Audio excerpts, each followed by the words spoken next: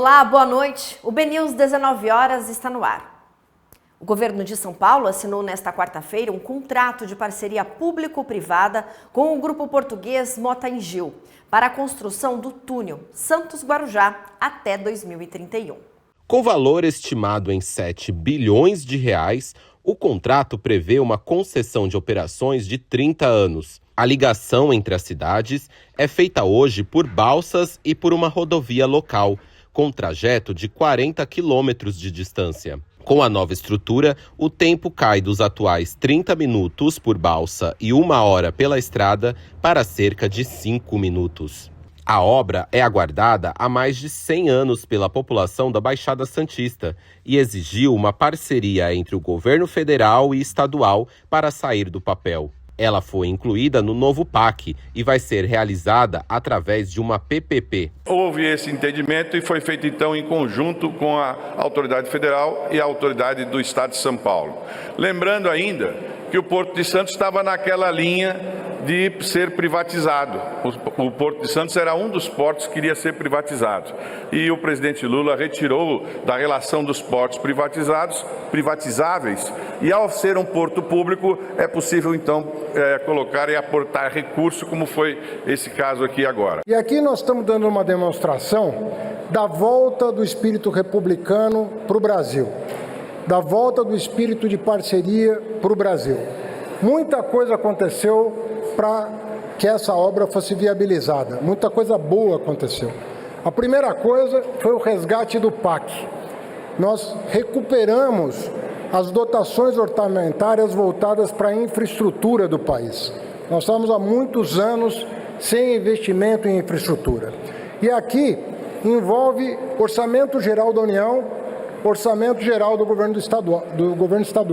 O projeto prevê a construção de um túnel de 870 metros sob o canal portuário, com 3 faixas por sentido, passagem para pedestres e ciclistas e galeria de serviços.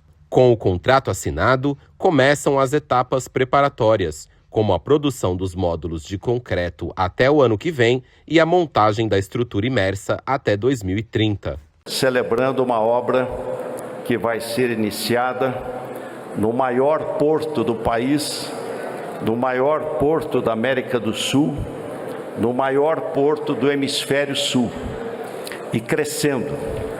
O porto era há alguns anos o 43º do mundo. Hoje, Pomini, é o 37º porto do mundo. Então, estratégico, reduzindo custos, passagem de 2, 3 minutos, e aumentando e fortalecendo a nossa economia. E ainda falando do litoral de São Paulo, o governo federal publicou hoje no Diário Oficial a resolução que exclui o terminal STS-08, localizado no Porto de Santos, do Programa de Parcerias de Investimentos. O terminal tem 152 mil metros quadrados e é destinado à movimentação e armazenagem de granéis líquidos, principalmente combustíveis. A decisão atende a um pedido da Petrobras, que administra o terminal vizinho, o STS-08A, e planeja adensar a área para ampliar operações. O STS-08 estava previsto para o leilão com contrato de arrendamento de 25 anos e investimento estimado em 500 milhões de reais. Mas a proposta foi suspensa em 2025 com a exclusão do PPI. O terminal seguirá agora sob gestão direta do governo e da Petrobras. E a agenda internacional do presidente Luiz Inácio Lula da Silva pelo Panamá começou com a participação em um fórum que reúne líderes políticos e econômicos da América Latina e do Caribe para discutir integração, comércio e desenvolvimento regional. O presidente Luiz Inácio Lula da Silva participou na manhã de hoje do Fórum Econômico Internacional da América Latina e Caribe, que acontece na cidade do Panamá. Lula foi o segundo a discursar na abertura do evento após a fala do presidente do país anfitrião, José Raul Mulino. Entre os temas abordados pelos líderes estão infraestrutura e desenvolvimento, inteligência artificial, comércio, energia, mineração e segurança alimentar. Dispomos de ativos de ordem política e econômica que pode conferir materialidade ao impulso integracionista. Primeiro, Contamos com potencial energético relacionado às reservas de petróleo e gás, hidroeletricidade, biocombustíveis e energia nuclear, eólica, solar. Possuímos variadas condições de solo e clima e avanços científicos e tecnológicos para a produção de alimentos.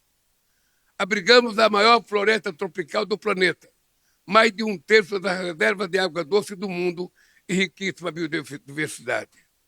Reunimos recursos minerais abundantes, inclusive minerais críticos e terras raras, essenciais para a transição energética e digital. Lula tem previsão de assinatura do acordo com o Panamá para tratar sobre investimentos, expansão comercial e também logística entre os dois países. O Brasil é o 15º maior usuário do Canal do Panamá, com 7 milhões de toneladas de produtos exportados transitando por ano por meio dessa via. A integração em infraestrutura não tem ideologia.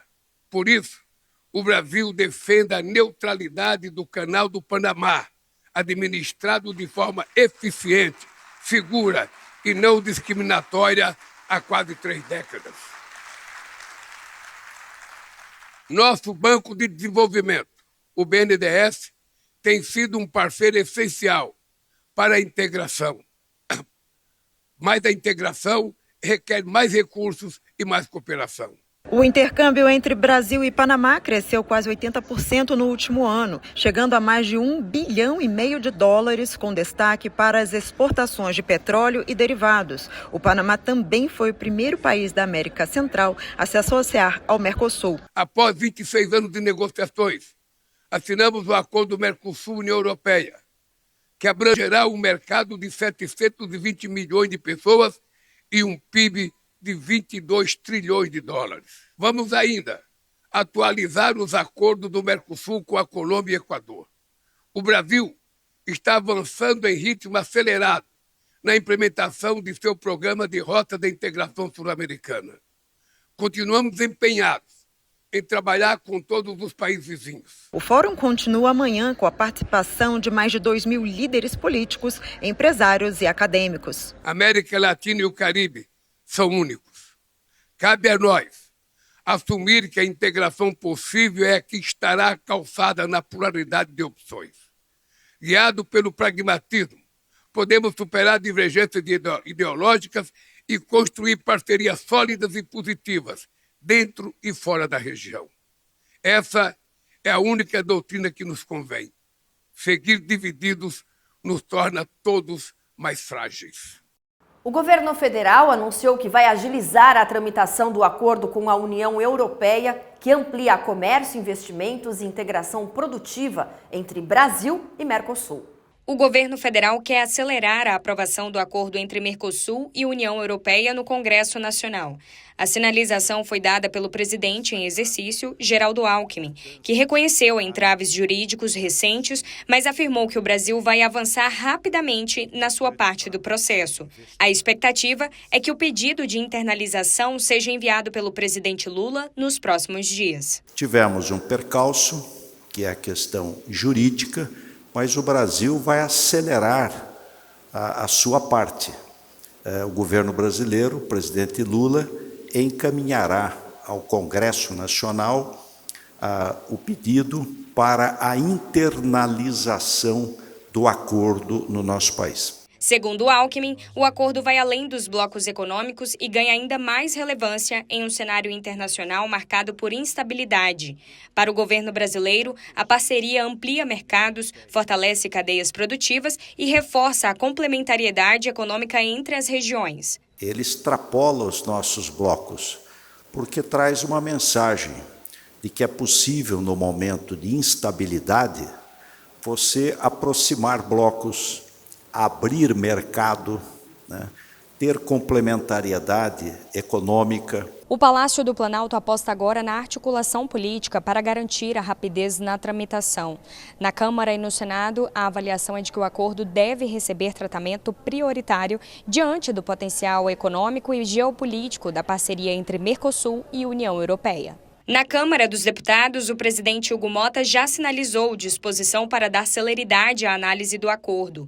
No Senado Federal, o presidente Davi Alcolumbre prepara uma missão à Europa em parceria com a Apex Brasil, com foco na atração de investimentos e no alinhamento político para a ratificação. Alckmin destacou que o acordo abre espaço para uma nova etapa de integração produtiva, com oportunidades em áreas estratégicas, como terras raras e minerais críticos. Segundo o presidente em exercício, Brasil, Mercosul e União Europeia têm vocação para atuar de forma conjunta, ampliando investimentos e cooperação econômica. Nós somos vocacionados para trabalharmos juntos, né? O Brasil, Mercosul e União Europeia. Este acordo que hoje celebramos de proteção de dados vem ao encontro desse acordo histórico que é Mercosul-União Europeia. Fortalece, agiliza e complementa. E as oportunidades são inúmeras. Você citou aí terras raras, minerais estratégicos. Nós temos inúmeras oportunidades de termos investimentos, complementariedade econômica, integração produtiva. Do lado europeu, o acordo também é visto como um passo decisivo para ampliar o comércio bilateral. O comissário europeu de Justiça, Michael McGrath, afirmou que a iniciativa fortalece a cooperação entre as regiões e cria bases para uma relação comercial mais ampla. Neste momento, isso é muito importante para as nossas duas regiões que realmente têm buscado fortalecer a cooperação e o comércio entre si. Isso ocorre logo após o histórico acordo entre o Mercosul e a União Europeia. Trata-se, na verdade, de um primeiro passo para fortalecer o comércio entre a União Europeia e o Brasil, e para o comércio em geral. A Ultracargo iniciou a operação do novo desvio ferroviário no terminal de Rondonópolis, em Mato Grosso. Um investimento de 95 milhões de reais que conecta o centro-oeste ao sudeste.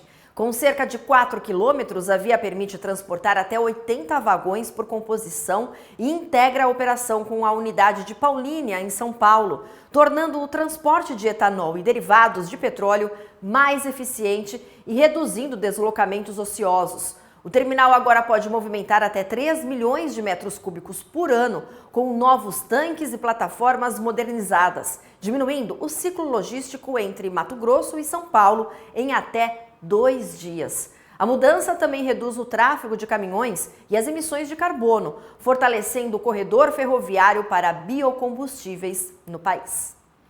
Vamos agora para o portal bnews.com.br. Eu destaco uma notícia da região sudeste, porque a Justiça manteve a condenação da empresa por explosão no Porto de Santos, aquela que aconteceu em 2016, da Local Frio, do lado lá do Guarujá. A Justiça do Estado de São Paulo rejeitou o recurso da empresa à venda e manteve a condenação que a obriga a pagar mais de 15,8 milhões de reais à seguradora Tóquio Marine.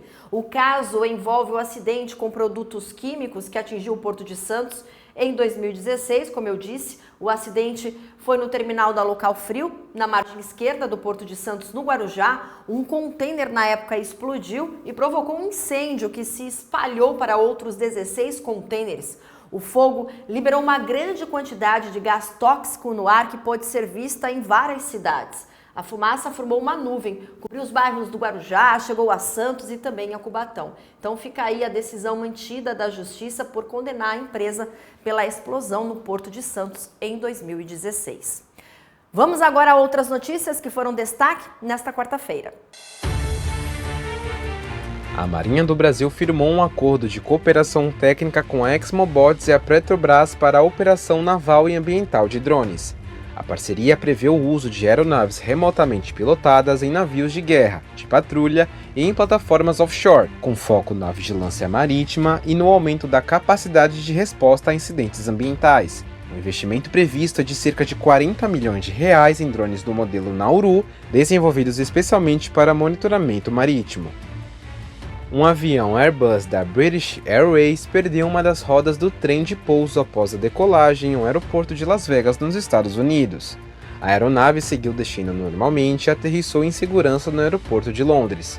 Apesar do incidente, a equipe a bordo da aeronave optou por prosseguir com o voo. Após mais de 9 horas de viagem, o avião foi retirado de operação para inspeção e reparos.